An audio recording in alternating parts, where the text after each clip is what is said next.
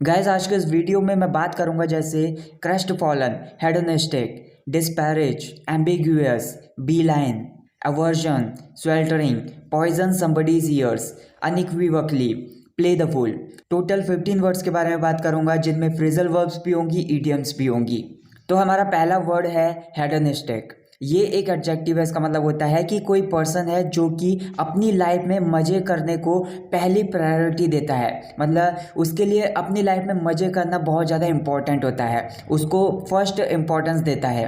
Raja is not rich, however his hedonistic who enjoy parties almost all nights. मतलब राजा जो है वो अमीर नहीं है लेकिन फिर भी वो हेडोनिस्टिक है, मतलब अपनी लाइफ में मज़े को फर्स्ट प्रायोरिटी देता है, जो कि लगभग हर रात को पार्टी के मज़े करता है या फिर ऑलमोस्ट हर रात में वो पार्टी में जाता है, पार्टी में मज़े करता है। अगला वर्ड है क्रेस्ट फॉलन। ये एक एडजेक्टिव है। इसका मतलब होता है कि कोई पर्सन है जो कि बहुत ज़्यादा दुखी है, बहुत ज़्यादा निराश है किसी चीज़ को लेकर। She was crest fallen when she failed the exam. मतलब जब वो एग्ज़ाम में फेल हो गई थी तो उस टाइम पर वो बहुत ज़्यादा दुखी थी या फिर इस चीज़ को लेकर बहुत ज़्यादा निराश थी। क्विक ऑफ अंडरस्टैंडिंग, ये एक एडजेक्टिव है। इसका मतलब होता है कि कोई पर्सन है जो कि तेज बुद्धि वाला है, उसका जो दिमाग है वो बहुत ज़्यादा तेज है, चीज़ों को बहुत जल्दी समझ लेता है। तो ऐसे पर्सन के लिए बोल सकते हैं कि वो क्विक ऑफ अंडरस्टैंडिंग है। He got the situation, his quick of understanding, मतलब उसने सिचुएशन को समझ लिया या फिर जो भी स्थिति चल रही थी उसको वो समझ गया। तो वो चीज़ों को बहुत जल्दी समझ लेने वाला है या फिर वो तेज बुद्धि वाला है। अटोन, ये एक वर्ब है। इसका मतलब होता है कि किसी चीज़ का प्रायश्चित करना, किसी चीज़ का पश्चाताप करना। कोई गलत काम कर दिया है आपने या फिर कुछ गलत कर दिया है तो उस चीज़ का पछतावा करना, उस चीज़ के लिए बहुत ज़्यादा प्रायश्चित करना। I don't know how can I अटोन for my bad deeds. मतलब मेरे को नहीं पता कि मैं अपने बुरे कामों के लिए कैसे पश्चाताप कर सकता हूँ या फिर कैसे प्रायश्चित कर सकता हूँ। नेक्स्ट एक वर्ड है डिस्पैरेज। ये एक वर्ब है। इसका मतलब होता है कि किसी पर्सन को या फिर किसी चीज़ को वैल्यू ना देना, उसकी निंदा करना, उसकी बहुत ज़्यादा मजाक उड़ाना या फिर उसकी इंसल्ट करना या फिर उसको बहुत ज़्यादा तुच्छ समझना। Try to understand, you should not disparage her talks. मतलब उसकी बातों को समझने की कोशिश करो। मतलब जो कुछ भी वो समझा रही है, जो कुछ भी वो कह रही है, उसकी बातों को समझने की कोशिश करो, उसकी बातों को तुच्छ मत समझो। अवर्जन, ये एक नाउन है। इसका मतलब होता है कि किसी पर्सन की या फिर किसी चीज़ की तरफ नापसंदगी वाली भावनाएं या फिर उसकी तरफ घृणा की भावनाएं, द्वेष की भावनाएं।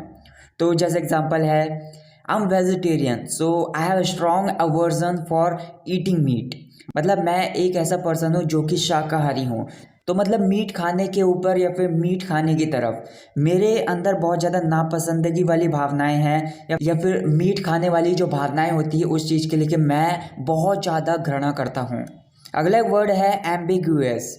ये एक एडजेक्टिव है। इसका मतलब होता है कि जिसके एक से ज़्यादा अर्थ निकाले जा सकते हैं। कोई चीज़ हो सकती है, कुछ भी हो सकता है, अनेकार्थक बोल सकते हो आप। The answer of my question she gave was ambiguous. मतलब जो भी उसने मेरे प्रश्न का उत्तर दिया तो वो अनेकार्थक था या फिर उसके बहुत सारे अर्थ निकाले जा सकते थे, ऐसा उसने आंसर दिया। बी लाइन, ये एक नाउन है। मतलब एक सीधा रास्ता, मतलब किसी पर्सन की तरफ या फिर किसी चीज़ की तरफ तेजी से जाने की क्रिया।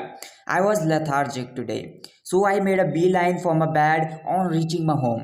मतलब मैं बहुत ज़्यादा आज थका हुआ था तो इसकी वजह से मैं सीधा डायरेक्टली घर पहुंचने के बाद अपने बेड पर गया या फिर मैंने अपना एक सीधा रास्ता बनाया अपनी बेड की तरफ, क्योंकि मैं बहुत ज़्यादा थका हुआ था घर पहुंचने के बाद। पे थ्रू द नोज, ये एक इडियम है। इसका मतलब होता है कि किसी चीज़ के सामान्य दाम से उसके लिए कहीं और ज़्यादा भुगतान कर देना या फिर बहुत ज़्यादा भुगतान कर देना। If you go to a tourist place you should be prepare to pay through the knows.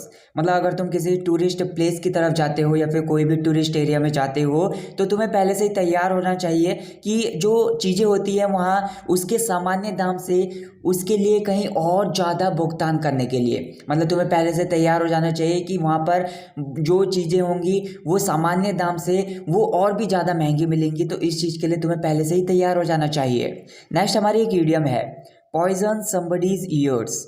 इसका मतलब होता है कि किसी के खिलाफ किसी के कान भर देना या फिर किसी को चढ़ा देना। She poison the ears of a friend against me, मतलब मेरे खिलाफ उसने अपने दोस्त के कान भर दिए या फिर उसको बहुत ज़्यादा चढ़ा दिया मेरे खिलाफ। अनइक्विवकली, मतलब बिना किसी के शक के या फिर साफ साफ clearly. I am unequivocally in the favour of BJP, मतलब बिना किसी शक के मैं बीजेपी के पक्ष में हूँ, बीजेपी के फेवर में हूँ। प्ले द फूल, ये एक ईडियम है, इसका मतलब होता है कि बेवकूफ़ों की तरह हरकतें करना।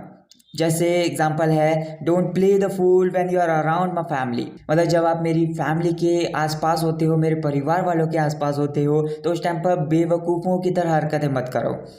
नेक्स्ट एक वर्ड है स्वेल्टरिंग, ये एक एडजेक्टिव है, इसका मतलब होता है कि कुछ है जो कि बहुत ज़्यादा गर्म है या फिर बहुत ज़्यादा गजब का गर्म है।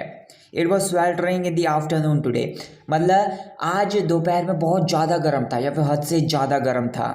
अगली हमारी एक फ्रेजल वर्ब है फ्लेयर अप, इसका मतलब होता है कि आग कहीं पर लगी हुई है वो और ज़्यादा भड़क जाना या फिर और तेज़ी से जलने लग जाना। इसको एक अलग सेंस में भी बोला जा सकता है कि कोई हिंसा हुई है, कहीं पर कोई वायलेंस हुआ है, तो वहाँ पर जो गुस्सा है वो और ज़्यादा भड़क जाना या फिर पहले से और ज़्यादा बदतर हो जाना। Your argument with her may flare up so it is better to be quiet, मतलब उसके साथ जो कुछ भी तुम्हारी बहस चल रही है वो और ज़्यादा पहले से बदतर हो सकती है या फिर और ज़्यादा भड़क सकती है, तो it is better to be quiet, मतलब तो शांत रहना बहुत ज़्यादा ज़रूरी है या फिर शांत रहना ही अच्छा है। जेलस एक एडजेक्टिव है, इसका मतलब होता है कि कोई पर्सन है जो कि बहुत ज़्यादा ऊर्जा से भरा हुआ है, उसके अंदर बहुत ज़्यादा ऊर्जा है, ऊर्जावान है, उत्साहपूर्ण है किसी चीज़ को लेकर।